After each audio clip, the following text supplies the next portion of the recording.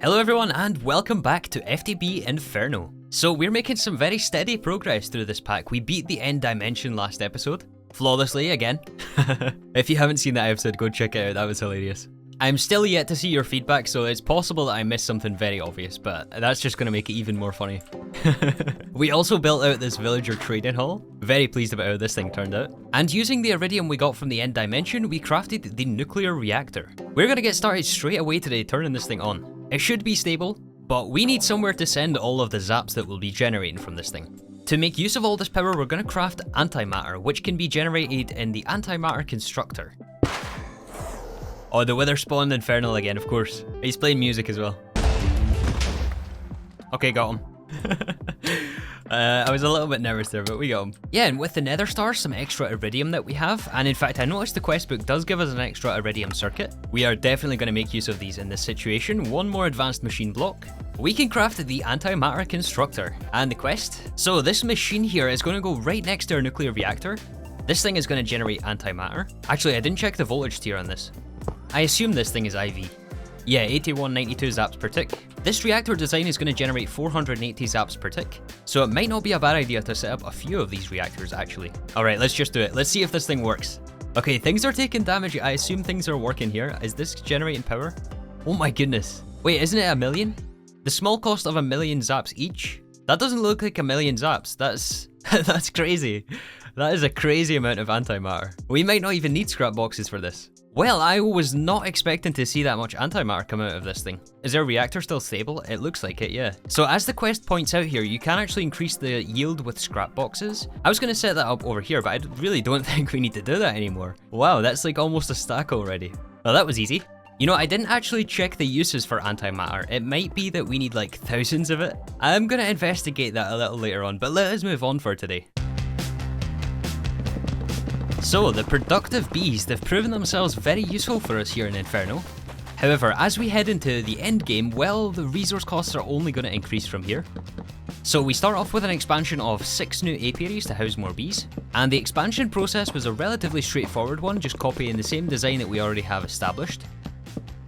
As there are some new bees that we actually now have access to, such as the arcane bee here. I didn't realize actually you could get this from the end dimension. So the arcane bee can actually give us source gems from Ars Nouveau. It's going to get the space here, which used to be for the experience bee. The experience bee is now all the way on the end there. Oh yeah, I guess we got the spawn eggs. We have to spawn and then put them inside. That is a cool looking bee. We give them a source gem block as their flower. So you may remember the way we used to do the centrifuges looked a little something like this. I have spent the last 2 hours or so converting it to this. Was it worth it? I have no idea. I have no idea, honestly. I switched out the prey pipes for lasers from Laser.io. Ended up being a very, very costly experience for us though, since we need 3 item cards per laser node. The first one in the north extracts from the beehive, then we have 2 in the south, 1 to insert into the centrifuge, and then again to extract from the centrifuge into the entangled block up here. And it's quite hard to see the lasers, but we have them split in 3, so we have an entangled block for every 3 centrifuges on the line. And yeah, the reason it was so costly is these item cards, like an ender chest each. Yeah, that system basically used all of the blaze rods and ender pearls that we own. I had to actually use blazing blood to make ender rods. Ender rods? Blaze rods. How long have I been playing this game? However, switching to a system like this does introduce some new issues. Since we have 1 entangled block for 3 centrifuges, these are not actually filtered. So for example, this one here is iron, this one here is coal, and then we have a second coal. The middle one should actually be receiving the iron, and this one on the left should actually be copper. And the reason that's happening is because the insertion here is not filtered. We can actually use the fact that they're not filtered to our advantage. Let me explain what I mean by that. First of all though, we need 170 something speed upgrades. Let's go conservative and we'll go 160. It's 2,500 gold. It's going to leave us with 5,000 raw gold. Let's do it. Generally, when you have setups already established in your base, in modded Minecraft at least, the philosophy I try to follow is don't limit the production. Try to build and expand in a way that you can meet the production requirements with the infrastructure that you have. I don't know if that makes any sense. Yeah, that doesn't make any sense. What I'm basically trying to say is, just because we can't process the combs fast enough here, doesn't mean we should slow down the beehives. Oh yeah, this is where the old wall used to be. The correct solution would be to speed up the centrifuges and the processing time of those combs. And it sounds really simple. It really does sound very simple. At least for me though, when I started playing modded Minecraft, I wouldn't really follow this. It wouldn't be immediately obvious. And quite often I would find myself saying things like, well, we only produce 3000 RF per tick. We shouldn't build too many machines to use all of that power. Following that line of thinking though often left me very short on resources by the end of the pack. And often I was left like scrambling to try and increase infrastructure and we didn't have any space, and then it was just a big mess in the base. There's not 100% guarantee that won't happen here. I'm gonna say that right now. It's not always possible to tell exactly how much of something you'll need to finish the game. I do know that I'm gonna need a lot of patience to fill in all these speed upgrades without them stacking. Why do these things not stack? That makes no sense. Yeah, that is definitely a massive increase though. And this also accounts for the small differences between the different B setups. Some of them have 2 Bs and no upgrades, some of them have 3 Bs and full upgrades, and different Bs also produce varying amounts of combs. Ah yeah, that also reminds me, we should look at a way to get more productivity increases. We used to get it over here at the mob farm. We got around 20 or 25 or so, and those are already in the existing setups over here. However, the vast majority of these beehives do not have any productivity increases inside.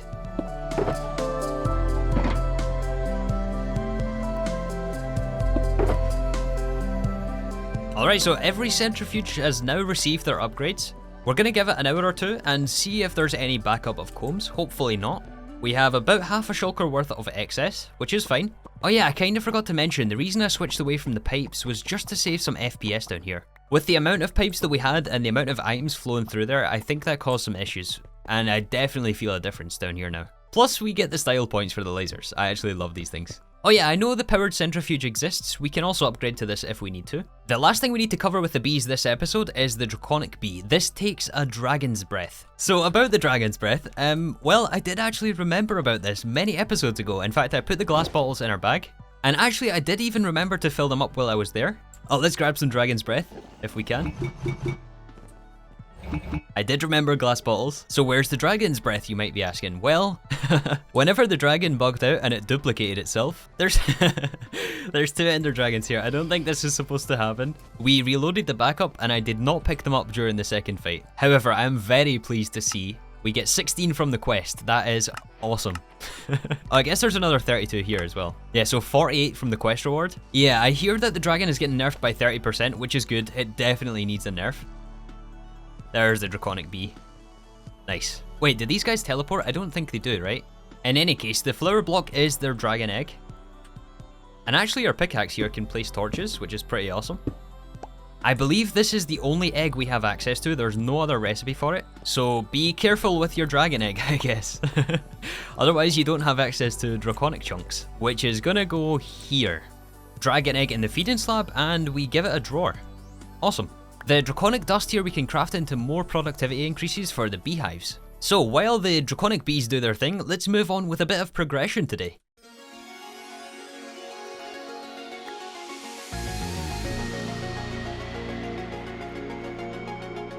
You know, this wouldn't be modded Minecraft if we didn't occasionally take quite a large tangent, actually.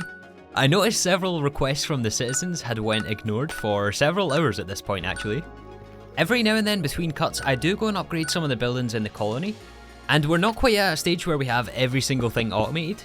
I'm not sure that will ever be the case actually, because there's some very strange requests for some of these upgrades. For example, coral, I think that was for the hospital upgrade. But there was a bunch of other very simple recipes in the blacksmith, the carpenter, and the stonemason, for example, we could add. Which also apparently upset the Lords of Inferno again. But we did at least get some more totems of undying from them. I mean, you know, after the dragon took them last episode.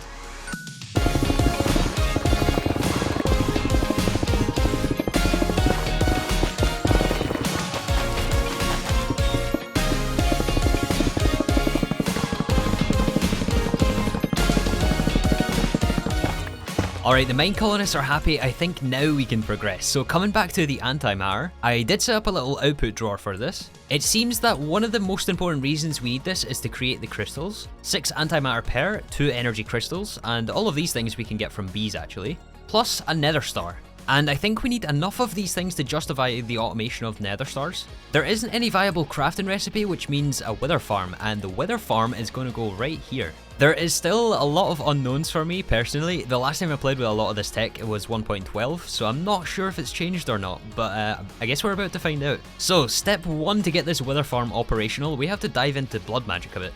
It's necessary to have 150,000 LP in our network, which we have. So just past the portal to the edge of the hidden realm, we have to go a little bit deeper. This thing, I believe, is the pathway to the endless realm. So we have enough LP, we should just be able to activate this. Does it work? Aha! A little bit misplaced, but we only need to go here once or twice, so it's okay.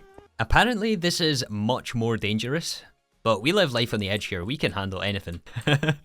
After the last episode, we can handle anything. Let's make sure we at least have the heal spell. At the very least, anyway. So what we're after here is Demonite. Demonite can allow us to get the next tier of Blood Altar, and also the things we need to get this wither farm operational.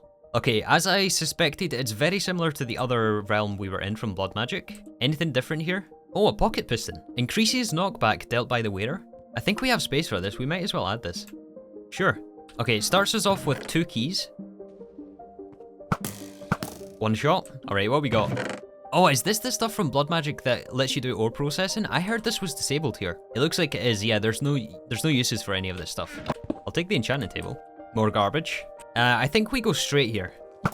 Yeah, this room is definitely bigger than the last one. It's quite unfortunate that we can't break any of these spawners. We can't disable them very easily. There's Vexes. Alright, we're at the top of this tower here. Anything special?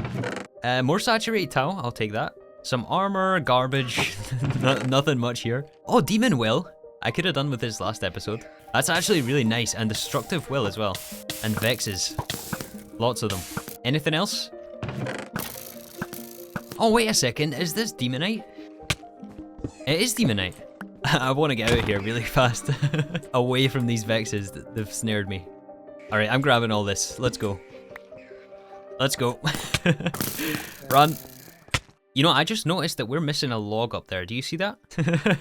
And there's also one up there missing. I've noticed that one for quite a while. There's a piece of bedrock here. And there's one more here. How long have these...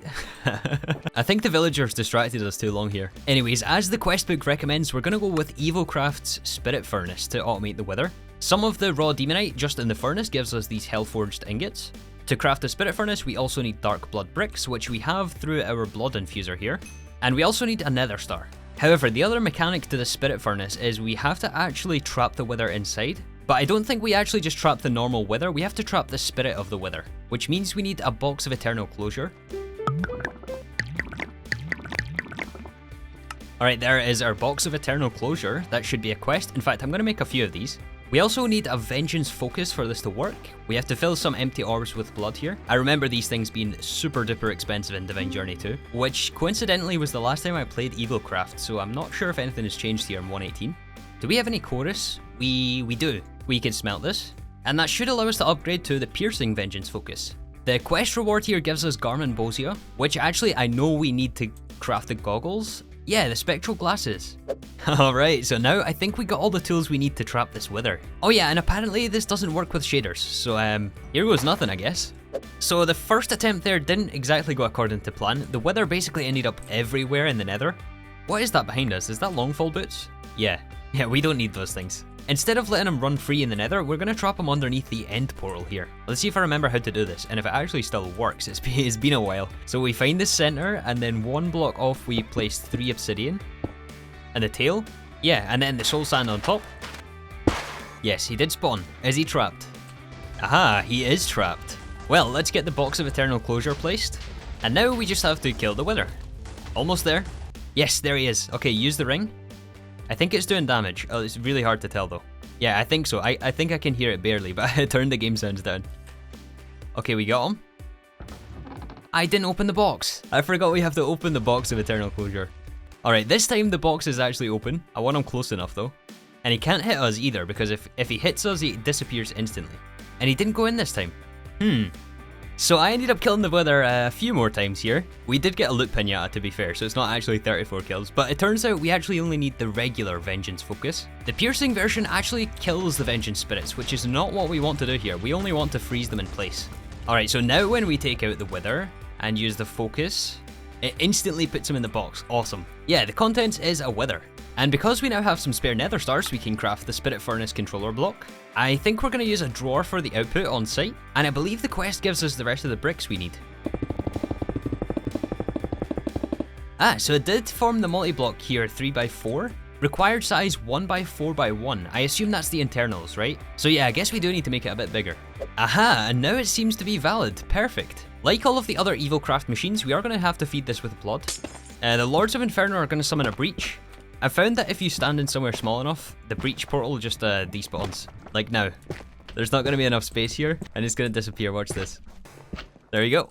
Easy. Yeah, so I don't know if we can actually just pipe into this thing. And I guess the other thing is velocity increases, which is quite a lot of Evilcraft blood infuser crafting. I think we definitely want the upgrades for this thing, and it might not be such a bad idea to automate the blood infuser while we're doing this. And perhaps also make sure our bees are up to the task here. Yeah, we only have 2.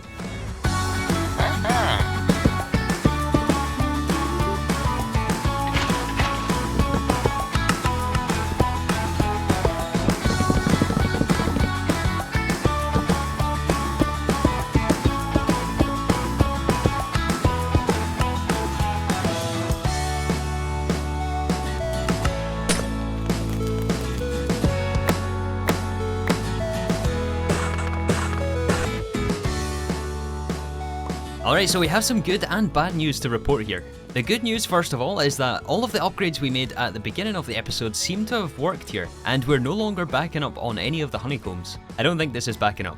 I think we just produced like 6 combs at once there. Yeah, it means that we're going to be able to put productivity in a lot of these beehives here. And the reason I'm so concerned about the resources is it's almost time for singularities. Yeah, I think it's the same for each one. Oh my goodness, that is a lot of diamond. Emerald, nickel, silver. Yeah, we have bees for all of this stuff. Just probably not enough production to keep up with the amount of singularities we need. But that is the bad news for our next episode. This episode, the bad news is that the bloody bees, at least on their own, I don't think they're going to be able to power Evilcraft. Despite the fact that we have more beehives, more expansion boxes, and more bees overall. In fact, we have the Babi upgrade in there. Yeah, I don't think it's going to be enough to power the spirit furnace and the blood infuser. Both of which, by the way, I think are now automated. One thing that you should keep in mind here is that the blood infuser is sided. So we have to insert the top and extract the bottom. Obviously the blood infuser takes blood and items to run, and we use this to craft the productivity increases for Evilcraft, which improves the efficiency of blood, basically just reducing the cost overall. And we can also use that inside the spirit furnace to farm the wither. You know, I haven't actually tested the spirit furnace yet, but I don't see any reason why it shouldn't work, as long as we have enough blood in there. And it seems that you can only IO via the spirit furnace controller block, so we have a laser doing everything. And the blood itself is connected to the triple red ender tank on both of these machines, which is connected back over here next to the bloody bees. The output of the blood infuser goes into a triple white ender chest. And over there, I've set up a triple white ender chest insert into our AE system. Anything in the chest will be taken by the laser and put in the interface. And then as for the inserts, we use an entangled block for the blood infuser. And the pattern provider does have to be on top, unfortunately. Otherwise, I would have put it underneath like the rest of these. So how are we going to make up this blood that we don't have? Well, fortunately, the bees also give us hardened blood shards. And the blood shards we can put inside the smeltery, or the foundry. I've been saying for a while now that we need a permanent place for Tinker's Construct, because it's used enough in this pack, it's used everywhere. I feel like I'm always up here using this thing. Can we use a faucet into a dark tank? I don't think that works, right? Oh, it does work. Aha. I guess the shaders are not rendering the fluid, but that actually does seem to work. Yeah, this thing is filling up. Wow, that's crazy. I didn't know you could do that. I knew you could do it with pipes or lasers, but I didn't know the faucet worked. However, we are going to come back to that problem a little later on, and the reason for that is... Oh, the grass just grew. The reason for that is we have a lot of building and cleaning up around this base to do. Like over here, we need to figure out what we do with this corridor. Pretty much the entire mine colony also needs cleaned up before the end of the series. All of this stuff outside I would like to remove, Tinker's Construct included. The occultism stuff needs their own space. That's going to get removed, that is just temporary. The Nature's Aura setup needs removed. Plus we need a room for singularities, so there's a lot of building to do, and I think we're going to do that on live stream, so look out for a stream schedule here pretty soon. Sometimes it is worth rushing technology so that you can get it going, especially the slow processes like the Spirit Furnace. So while we're doing all of that building, I would like this to be running. We do have to invest this 160,000 into a diamond block. Yeah, with this we get the Diamond Promise Acceptor. And we can use this to craft the Promise of Tenacity 3. And we want to put this inside the Blood Infuser, but we have to be a bit careful here, If we take out this Promise of Tenacity 2, it's going to void all the blood in here because this increases the capacity of the machine. I'm pretty sure we can take this Dark Tank here, and we can put it in the input slot here to take the blood from the machine. Now we can switch Promises of Tenacity, which we are going to need to craft Materialized Vengeance Essence. We need specifically the Promise of Tenacity 3, 50,000 LP, and this should craft it into that Garmin Bosia that we got from the quest reward. And actually, ideally we want 4 of these things. I think we're just going to have enough blood. It's going to be 200,000. There is the first one. The rest will leave here. And that blood magic dimension that we entered earlier on, well, that's going to come in useful here. This demonic will is actually really high quality. This is like 47, 24. We can come over here to the Hellfire Forge. I think we need at least 1200 will in our Tartaric gem, so if we throw this on the floor, it should fill it up when we pick it up again. We're at least 1300, perfect. So Garmin Bosia, Refined Infernal Essence, a Dragon Scale, and Crushed Endstone. We get Purified Infernal Essence. This is like the 3rd tier down. Purified, then Refined, then Infernal, and then Dubious Dust. And the reason I wanted 4 of these things is, well, we can get a Ring of Flight with this, actually. We need 1 to summon the Wither Storm, which is the final boss of the pack. Oh, wait a second, Lords of Inferno don't like us talking about that. Let's hide again. I love this strategy.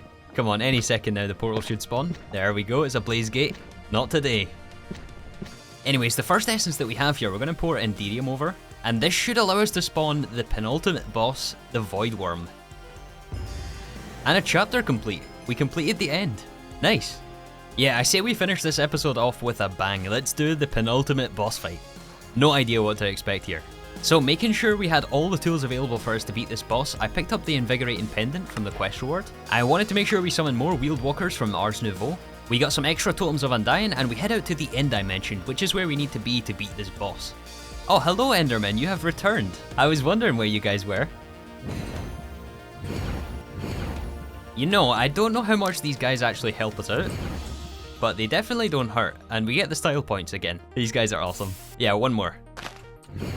And we got some campfires here we can use for regeneration. They're probably going to get destroyed though.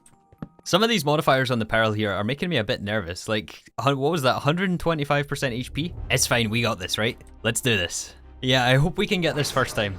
Okay, wave 1. Not too bad. Not too bad. Oh, I didn't mean to...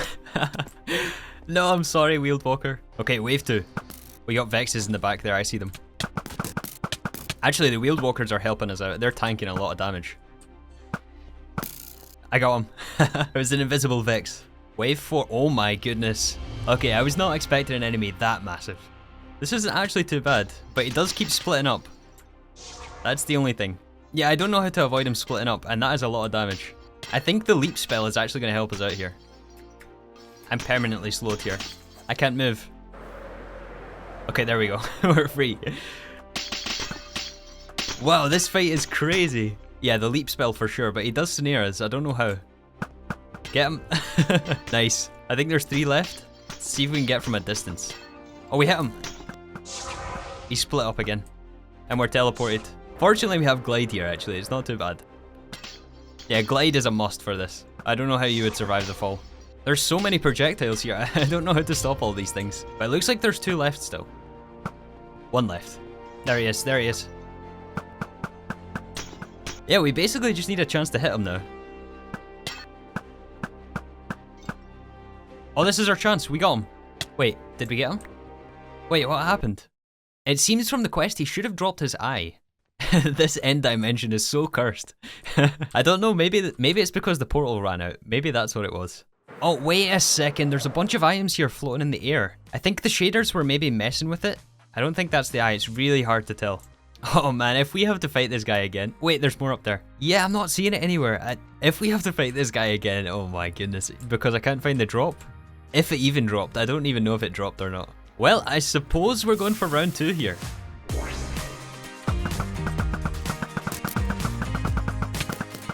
There he is. The second time. He's very aggressive this time.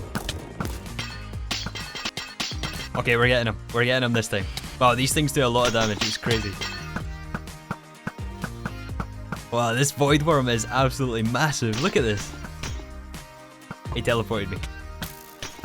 I kind of want to get the final shot in the middle here so we get the drops. My goodness, that's enough projectiles. There he is. There he is. I think this is the final one. The ultimate Void Worm.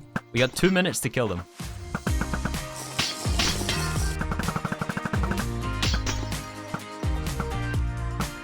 we got it! We got it! This is it! Apparently he's still alive though. What is going on with this fight? I mean, for the sake of completion, we'll take this guy out, but I am completely finished with the end dimension. That is it. We're not going back, ever. However, we did get the Void Worm Eye, which is what we need to upgrade the university to tier 5. In fact, the university right now is still tier 3, and that's because the recipe is bugged to upgrade. We are still waiting on the next version of the pack to come out to fix that. However, we do have the Mossy Tooth to upgrade from 3 to 4, and then the Void Worm Eye from 4 to 5, which is the final tier. However, that is also going to wrap up today's episode. I think we're going to get a lot of building done next time. And in fact, we've also unlocked the quest to escape to the overworld. So we're getting there. You know, we're actually almost at the end of this pack. I think. Anyways, thank you guys so much for watching, and I'll see you all in the next episode of Inferno.